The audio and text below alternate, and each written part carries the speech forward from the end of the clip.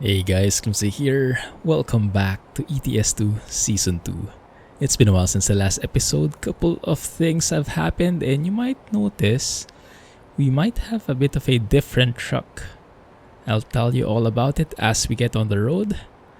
And yeah, this might not be the best trailer fit to the truck, but it's Volvo.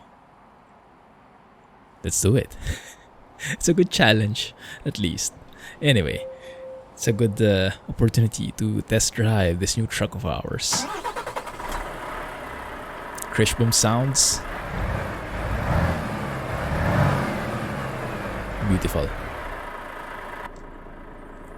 This is the Volvo FH 2009 from Johnny.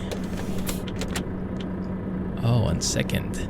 And one thing I wanted to try moving forward is actually, this was recommended by Will, and I tried this before but I wasn't really, I got confused with it, but I think we'll give it another go because Will from YouTube has been really giving me a good immersive vibe with this on. Keep route advisor hidden, turning that on so it never pops up and it never disturbs us. That means we'll have to be a bit more mindful because we'll never get those prompts, but we'll see how it works, okay? We'll see how it works. That fan is surely working on this truck. Whoa, a bit heavy. Not too bad. Oh, that's very nice. Is that fuel consumption? This is also the realistic dashboard from Oscar. Both of these are in the Steam Workshop, guys. The truck and the dashboard computer. Come on, you can do it. There we go. Beautiful. Oh, I almost forgot. These guys have steerable axles. This trailer. I am not the best at steerable axles, as you guys might know. So we'll have to be a bit more careful here. And we'll probably have to cut this episode into 2 parts because it's a bit long. We are currently in Finland, in Sodankila, however you pronounce it, making our way to Kouvola. I think that's still in Finland, but it's 800 kilometers apart. Yes. Turn left. So it will take a while. And let's try if I can hide that thing, so we can focus on the voice guidance and focus on the sights. It's got a bit on the grass there, that's fine. There we go. 100 yards, turn left. Turn left, okay. Here? Really? Oh yeah, okay. Because that one is blocked. Oh, I have to really be mindful here. Because I also removed the game blockers, guys. Do you know the floating X's? The floating icons? X's and the ones that route you that tell you the road is closed. I removed that. 100 yards, turn right. It's the G_show _game_blockers command. So you can set that to 0 in the console and you will get rid of all those X's. And yeah, it's a much more immersive experience. That's all we want, right? More immersion, more fun. So now no more pop-ups, no more floating things. Minimal at least. I like that. 1 second, huh? I'm just looking here. What we have, is that a digital speedo? It is a digital speedo, nice.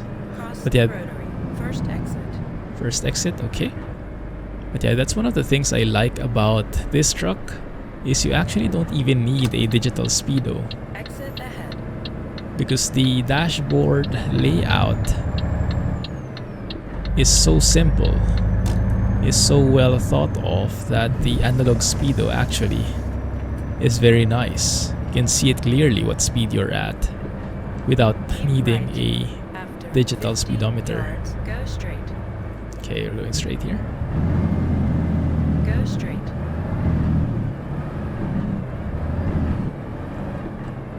There we go.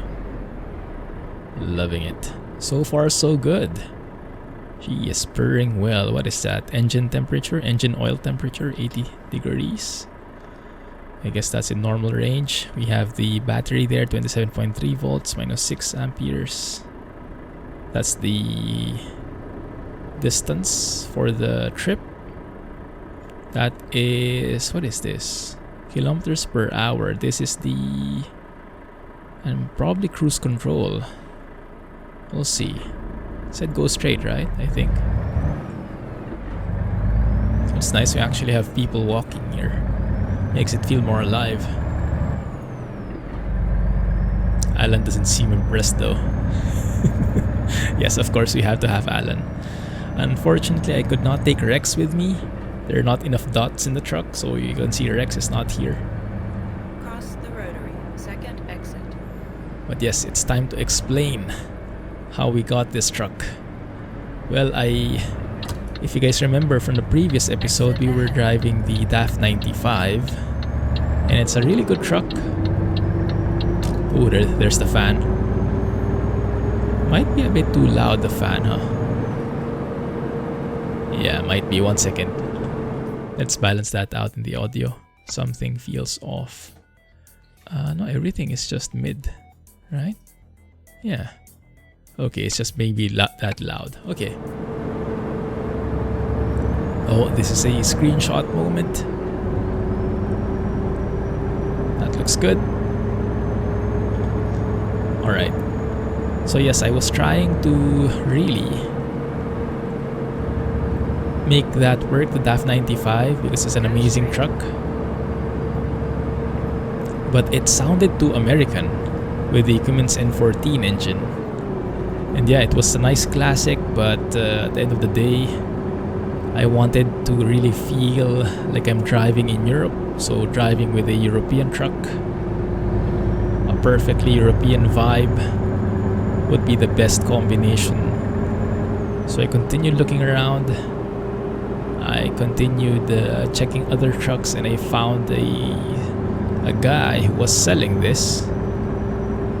It was a bit expensive. I had to sell, so he bought the DAF 95 from me.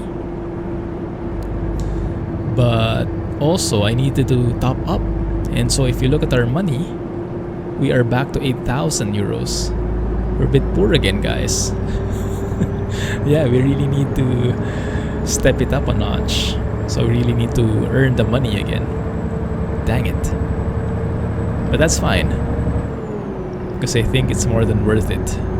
This truck is really an upgrade, and it gives a very nice classic slash modern vibe, right? So this must be what, 2000s? I think this is 2009. Very nice.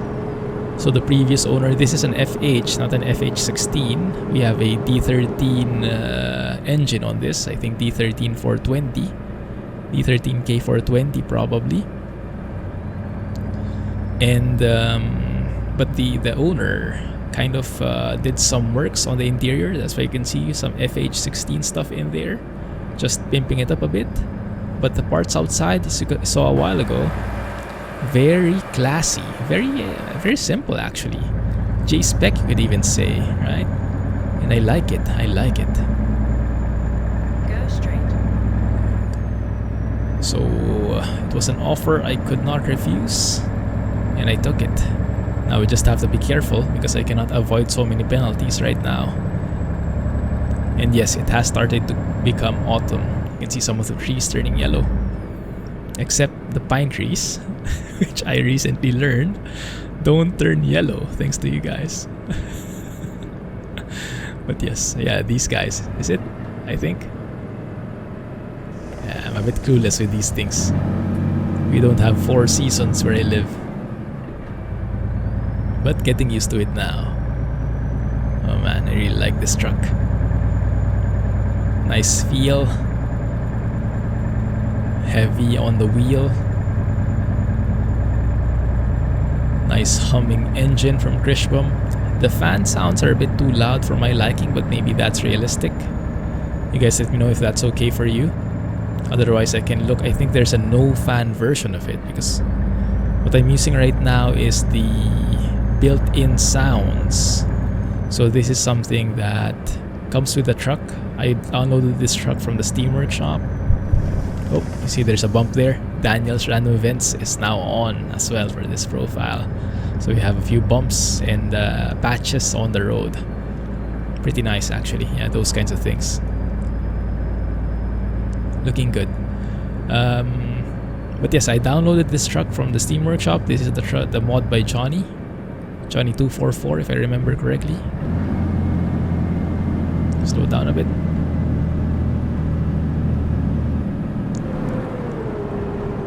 There's the fan again. So that truck comes by default with kriechbaum sounds, if I remember correctly. Go straight.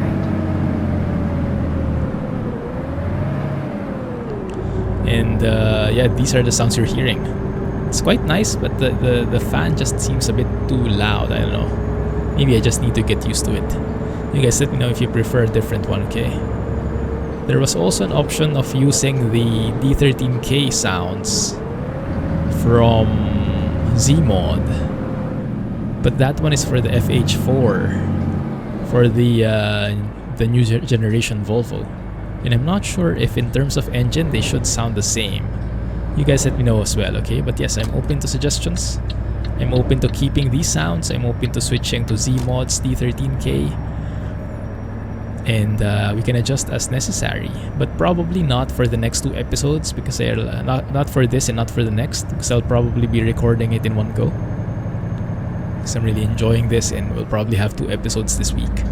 I know a lot of you guys have been waiting for the next episode for season 2. Sorry for the delay. I was waiting for a nice truck.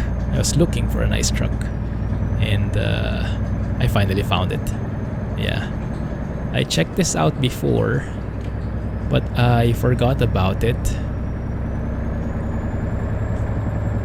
Thankfully, I found it again. I was looking for a truck in the forums, and yeah, I remembered, hey, wait a minute, there's a nice classic-ish truck. Not super futuristic looking, but not too old either. It's a bit pricey, but we can afford it now. So why not, right? Why not? Whoa, this is a sharp bend. Yikes, I hate that. I hate those sharp bends. Hey. And the indicator sounds very nice sounding. Can get used to that. Looks like someone broke down here. Slow down a bit. Oof, overheat. Has that happened to you guys in real life? That has happened to me a couple of times. I can remember telling a story about that before. Goodness. We had a car. My dad was so in love with the Land Rover that he saved enough money, and he bought a second-hand Discovery as an SUV. Reindeer. And when we bought that Discovery, it was not in the best condition. It was very finicky, I guess would be the term. Yeah, not the best, not the best. Lots of wrong things happening. The remote's not working. You know, I actually learned, I'm not sure if it is the same with other cars, but you know how you normally have that remote when unlocking the doors, right? Toot toot, and things like that. So the car had that. It was like 2009 edition, I think, something like that. Or no, I can't remember. Something 2000s, early 2000s probably. That SUV, that Land Rover Discovery, and it had that remote, fine.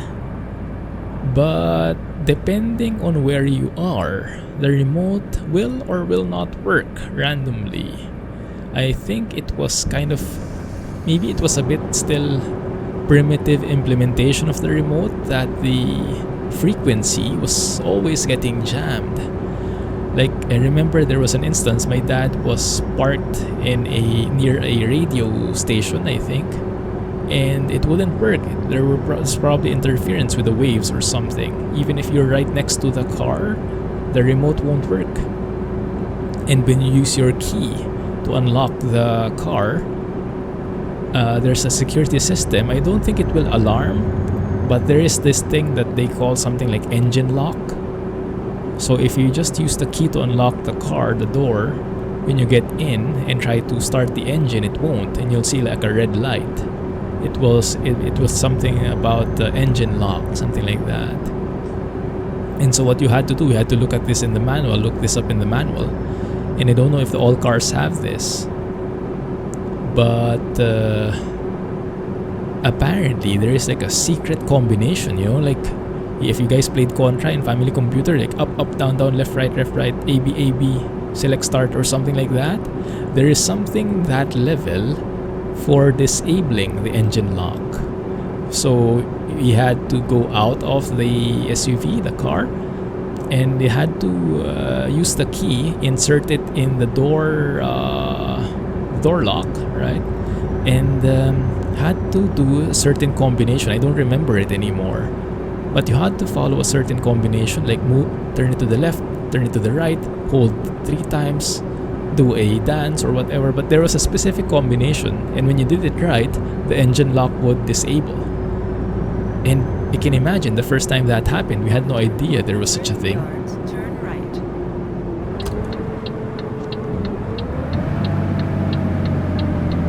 Loving the trees here. Is this where we're turning? Turn Probably. right. Yes. Engine brake doing its utmost best to slow us down, and did a wonderful job at it. So yes, my the first time, I think the first time it actually, did it happen to me or to my dad? Because we take turns driving the car, and we don't always drive together. But I can't remember. I think I was the first victim. Yeah, so I was stuck for hours on the road, thinking, why the heck isn't this starting up? And then there's that red light apparently, and thankfully the manual was there. So I had to read the manual and saw that secret combination to unlock it. So at least a workaround was there and I could drive. And then when I got home and I checked the remote, it was working again. So it just sometimes works, sometimes doesn't. So that's one of the quirks. And yeah, it's not a fun thing. Dang it. When you least expect it, the remote will not work on you, and you have to do that secret combination to start the engine. But that's not all. Wait, there's more. Yeah, it's not only that. That's the main gripe about it. It's not the most powerful SUV either. It's very heavy and not as powerful, and you really feel it's because it had a diesel engine. Oh, there we go, one of the patches. There we go. It has a diesel engine, and you can really feel the dieselness of it. I remember at one point we were in a parking area, basement parking area, Go and straight. in order to get up, in order to get back on the ground, or how do you say, get out of the parking area? Oh, poor guy, stuck. You had to go up a ramp, right? Because you're in basement. You're in the basement, you're below, and you have to go up a ramp to get back on ground level, on the surface. And it was a bit steep. Yeah, so when we started the engine and we tried to climb up, oh my goodness, it could not do it. I think we had to wait an additional 15 to 20 minutes just warming the engine up, and then when we tried again, it worked. I'm not sure if modern diesel engines are still like that, but yeah, that was one clear proof that you needed to warm up diesel engines before they could get going. Quite interesting, that experience. Lots of learning experiences with that one. But the main scary thing for me was the inoperative cooling system. I'm actually not sure what was not working. Second exit. I can't remember anymore. If it was the temperature control, the Ahead. like the thermostats, maybe it wasn't able to detect the temperature correctly. my goodness, these are some nice views we're driving in. Hope you guys are enjoying this. Loving the autumn vibes here too. Cross the rotary. Second exit. Second exit, gotcha. So yes, Exit ahead. I'm not sure which was broken, the thermostat or the thing that detects what the temperature of the engine is, or is it the fan that is cooling the engine? Yeah, I guess maybe it had a turbo, so there was a fan that was, I don't know, there's a cooling system in there using fans, I guess, and radiators, right?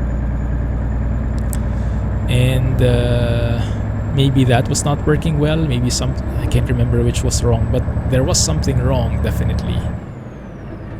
Oh yeah, I think the temperature was working. The temperature, the thermometer or whatever you call it, is working because we were seeing inside. So you have the temperature. Where is it? Not sure if it's the same in a truck, but yeah, there should be a temperature. I'm not sure which temperature it is. If it was the oil, I think it was the engine itself, maybe one of those. But yeah, you could see normally if the cooling system is healthy, you would see that temperature somewhere in the middle, right? Somewhere in the beginning it would be cold, and it would go up to the middle, and then it would stay there because the cooling would take into effect, and it would be sufficient to be driving hours and hours and have it stay there. This guy was different. It would go up to the middle, and eventually it could go higher and higher and higher and higher. Oh my goodness, and it was scary because you could see it getting closer and closer to that top line, and we had to go and sorry, I'm just in awe of the beautiful sights in front of us, guys. Hope you are enjoying this as much as I am. But yes, we could see the temperature. Left. And the temperature was rising, and eventually we had to stop on the side of the road, park for a bit, and cool it down. So much so that we actually started bringing like a jug of water behind, like a water reservoir. Yeah, basically a jug of water. That when it gets hot, we would go and pop the hood and Go straight. I think we would like pour water on the radiator to cool it down. So maybe it was the fans that was not working, because the radiator was basically, how I understand it, correct me if I'm wrong, the heating system, right? So as the engine, the combustion, it would heat up the components, right? And somehow maybe it's the oil that transfers the heat to the radiator, something like that. But eventually the radiator would heat up the fins. Cross the rotary. 1 second. Exit. Not a huge fan of the sudden changes in the speed. Maybe I'm not looking very hard. I think I went the wrong way. Guys. But it's not bad. I mean, we can work with it. Yes. And also, I think I'll maybe stop somewhere, maybe here. That might be a good stop. Or there. Now let's stop here. And then let's resume on the next episode. Yikes. Rerouting, that's okay. So yeah, we would stop and we would pour water to cool it down. So I guess it's those fins in front. So like you have a grill in front, right? Some fins. The heat transfers there somehow. And then you supposedly have a fan that blows through it. And you have the air that's coming through because you're driving forward. So there's air passing through that is supposedly cooling those metal fins, taking the heat away from those fins. Well, that wasn't happening fast enough. So eventually the engine heats up. So what we had to do was go on the side of the road, pour some water over those fins so to cool them down, and then get back on the road again after some time. Go straight. But yeah, always a scary experience. And it's not that we didn't try to fix it. A couple of times my dad had to go back to the place where he bought it, went to other mechanics, some fixes here and there, it got fixed, then it got broken again, but it was just a really, it was one of the crappiest rides we've ever had. And as much as my dad loved that brand, I guess it was a dream of his for the longest time. My mom eventually told him, sell that car. It's not worth it anymore with the trouble. Yeah, so he eventually sold it. I'm not sure if he was happy. I think he was a bit happy. I think he was sad, but also he was a bit relieved. That's how I would put it. Yeah, because as much as it was his dream, it was not really the most practical ride. Yeah. Oh, and yes, one more thing. He actually had to buy a new pair of shoes. Actually, I would call them more like boots. And we live in the Philippines, right? That's where I grew up. So we lived in the Philippines, and it's a tropical country. You don't really need boots, except if you're maybe wading through flood. But you don't need boots. No one wears boots. He bought kind of a low-cut boot with the thickest soles I've seen, and it's basically to have enough power to step on the gas, because the pedals themselves were pretty hard, and my dad was getting older, so he was not as strong as before, so he needed extra help, so he had to buy a special set of shoes just to step on the pedals. Imagine that kind of trouble. And he willingly did it because it was his dream, and he was powering through all of the quirks of that car. Oh my goodness. Probably not all Land Rover Discoveries are like that, but the one we had in particular did not give us the easiest time. Not at all. My goodness. One second, I just turn this on so I'm sure of where we're going. Man, this is a good ride. Nice for reminiscing. Still not a huge fan of that super loud fan sound though. Reminds me of my temperature problems. Cross the road. Second exit. I'm imagining that fan is for cooling the engine. And it turns on at certain points when the temperature gets hot enough, maybe? From what I remember, you guys told me some trucks, maybe the older trucks, actually had a switch to turn on that fan. So maybe when the driver saw that the temperature was getting higher than what they're comfortable with, they would turn that fan on, auxiliary fan or something like that. You guys know if it's the same here? Maybe there's a button we can see. Go straight. Not sure. But yeah. It might be automatic these days. I mean, if this is a 2000s truck, it should have those automations already, at least, I think. But yes, looking forward to your inputs, guys. If you are interested in, love that fog, in changing the engine, right? Changing it to Z mods, or just removing the fan sound, or keeping it as it is. So we have 3 main options. You let me know in the comments. Keep the sound, or find the same sound but without that loud fan sound, right? Remove the fans, or switch to Z mods. Those are the 3 options. Options 1 and 2 are kriechbaum. Option 3 is Z mod. Oh goodness. 1 second. There you go. No wonder we were seeing the fog, because yeah, the rain was starting to pour in. Goodness, hello autumn. I have cold rain mod, by the way. That's why it's more foggy. It's more it looks definitely a lot colder, huh? Goodness, that's scary. Yikes. Whew. We have these patches here and there. I won't be able to go full speed here because the visibility in front is very bad. So let's take our time here and drive safely. Okay, turn is coming up. Thankfully we can take a break. Maybe let the rain pass, let the weather get better, because this one I'm not feeling very comfortable driving like this. Maybe it will pass soon enough.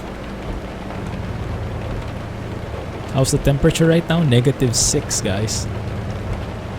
That's the outside air temperature supposedly. Okay. Good. Turn on the GPS here because I might get lost. Lovely. So yes, I hope I can stick with this truck now. There was a time I was not sure which truck to pick. But I think this one, we found a mobile home now finally. Speaking of mobile home, this truck, oops, sorry, has a very large cabin. This is the variant with the largest cabin size. Forgot what the name is, 3H3 or something along those lines.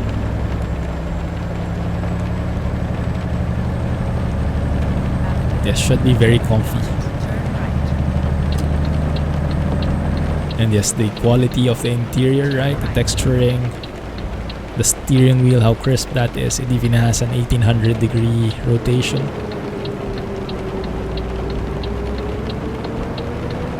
Good. Oh, that brrr of the engine.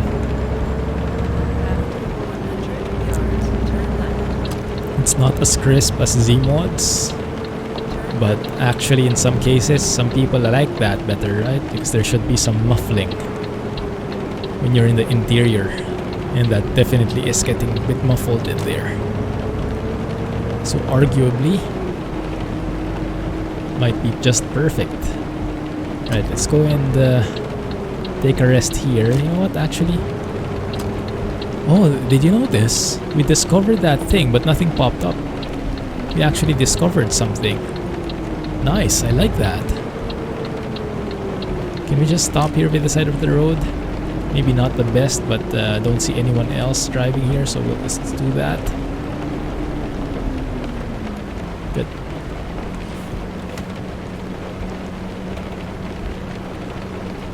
Wipers off, lights off. Woo, bad weather. Oh crap, yes, sorry car. Well, he should be smart enough to just swerve.